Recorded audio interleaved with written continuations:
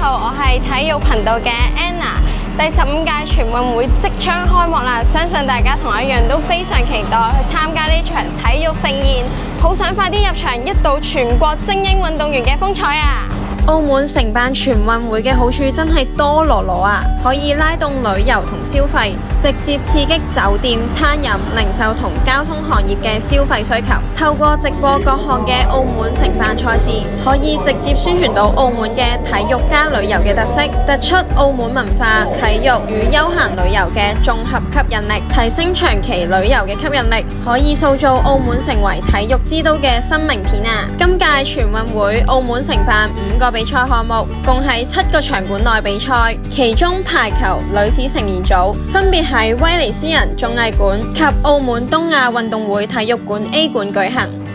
我哋而家就位於澳門最大型嘅體育基建，就係澳門東亞運動會體育館。咁咧，佢全館就分為 A、B、C 3個區域，分別由室內運動場、綜合劇院、展覽中心同埋澳門國際匯演中心4個獨立部分組成。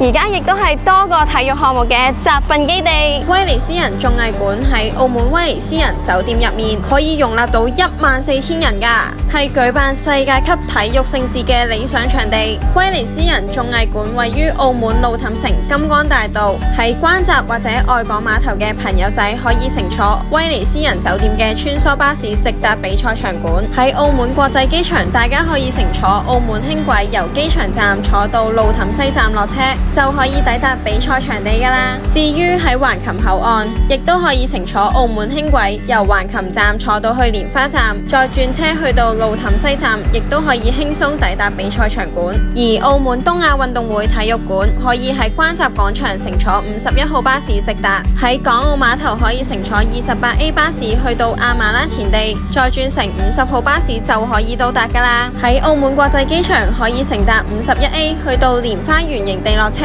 步行5分鐘就到。喺橫琴口岸可以乘坐50號巴士前往巴黎人花園站落車，去到即刻打個卡，再步行5分鐘就可以抵達比賽場館㗎啦。澳門嘅排球運動發展具有一定嘅歷史同埋群眾基礎，係較受歡迎嘅校園運動之一。好多中小學都會將排球列入體育課程，並組織校際比賽，培養青少年嘅興趣。跟住呢個環節，我哋玩遊戲送獎品，睇下澳門市民點樣熱愛全運會，齊撐澳門運動員。